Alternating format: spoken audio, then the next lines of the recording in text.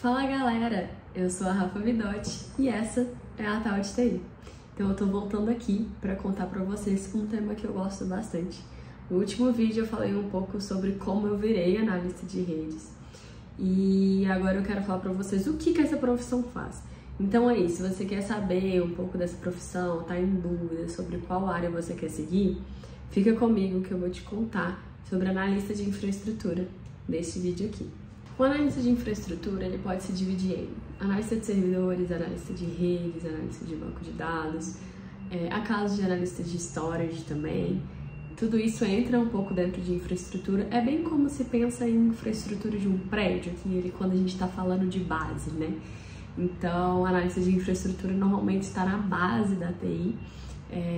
Tem vários assuntos relacionados a isso, mas eu vou dar um foco maior analista de redes, que é a minha profissão e é a minha formação, tá bom?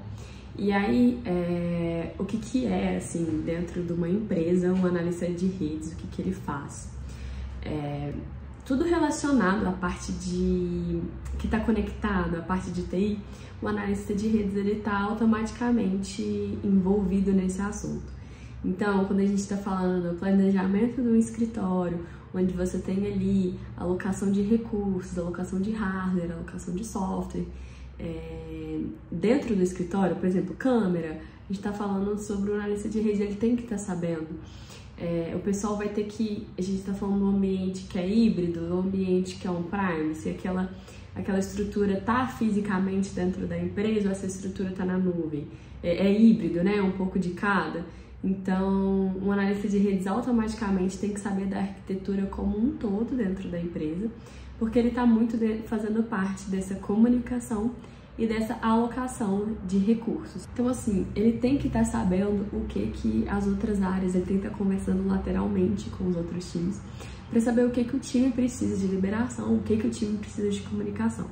Então, conversa, por exemplo, com um time de servidores, o servidor está lá no seu on-prime, se fisicamente ele precisa comunicar com uma aplicação, com algum outro serviço, é o time de redes que vai fazer essa liberação através de um firewall. O firewall, ele funciona com umas regras e ele faz a liberação dessa comunicação.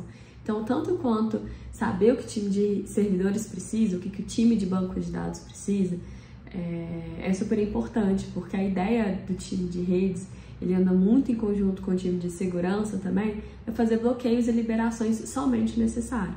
Então, assim, simplificando um pouco mais, quando a gente está dentro do escritório, a gente tem a câmera de vigilância. A equipe de redes alocou aquela câmera, a equipe de redes alocou o software para a câmera, fez as liberações para essa comunicação, mas só para o time responsável ter esse tipo de comunicação. Então, assim, se é o time de vigilância, pode ter acesso, o time de redes faz essa liberação. Para que outros times não tenham acesso, o time de redes também faz esse bloqueio. Deu para entender um pouco mais, trazendo para um assunto um pouco mais simples? Então vamos lá. E aí as tarefas do dia a dia, além de fazer essa comunicação, essa liberação, também faz o monitoramento e a manutenção. Então também é responsabilidade do time de redes não ficar olhando para o monitoramento. Há empresas que sim, há empresas que têm um time de NOC ali responsável, mas é o time de redes que faz os dashboards para que esse time fique de olho no que está acontecendo no monitoramento. Então, se o link de internet caiu, se algum bloqueio está acontecendo, a gente tem que estar sabendo onde está sendo esse bloqueio, tem que acionar a operadora para voltar o link de internet, seja em vários escritórios, por exemplo, há casos que empresas têm vários escritórios, tem que estar monitorando. Cada escritório normalmente tem 2, 3 links, o time de redes pensa nessa autodisponibilidade, então o time de redes tem que estar monitorando, o time de redes tem que estar atuando quanto ao monitoramento. Então a gente falou sobre a comunicação, a gente falou sobre a alocação de recursos, a gente falou sobre segurança, a gente falou sobre monitoramento e manutenção. E agora, assim, eu acho que para finalizar um pouco, solução de problemas. Então, assim, existem essas solicitações que eu chamo, tem alguns conceitos que se dividem em solicitações e incidentes. Algumas empresas trabalham dessa forma, por exemplo. Outras não, é assim, não fica dito, mas é como se fosse. Então, solicitação, você pode considerar, às vezes, uma implementação, um projeto. Você pegou algo do zero, você tem ali um planejamento, você tem ali um tempo para execução. E existem os problemas. Por exemplo, a internet parou. Aí pode ser o caso do link, como pode não ser. Pode ser um caso, a gente chama de roteamento. Então, assim, existem problemas diversos. E que eu acho que foi a solução do problema que me instigou aí para essa área. Então, quando tá tudo funcionando, tudo bem. Aí, de repente, alguma coisa para, você precisa resolver onde tá isso, precisa achar esse problema. E quando volta a funcionar, é tudo muito lindo e dá aquela satisfação imensa. Então, eu acho que isso é muito legal dentro da área. Embora é bem caótico quando tem um incidente para resolver.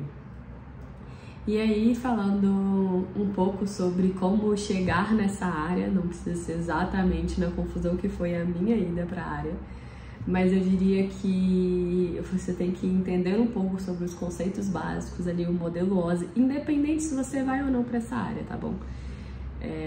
Entender no modelo OSI para poder você usar em outras áreas, falando de comunicações de pacotes, é muito importante. Então, eu acho que esse conceito é super válido. Na parte de certificação, CCNA é ali base. Eu não tenho, mas eu estudei por muito tempo. Então, assim, não tenho propriamente a certificação, mas eu estudei por muitos anos. Então, esse conceito é muito importante. E, então, assim, básicos, eu diria que OSI. CCNA, entender sobre as camadas, assim, as ferramentas que se usam em cada camada. E aí, dependendo da empresa, é onde você tem que se aprimorar se você já estiver em uma. Então, assim, se você está numa empresa como suporte, você tende a querer ir para a área de redes, eu diria para você estudar as ferramentas que tem nessa empresa. Então, procure ali alguém que possa te contar quais são e você se aprimorar em cada uma delas. E aí, na parte de carreira, você pode começar estagiários, assistente. Eu não comecei nem como estagiário como assistente, eu comecei como analista júnior. Então vem analista júnior, pleno, sênior, e aí o especialista de redes, podendo ser até um arquiteto de soluções, está muito perto disso.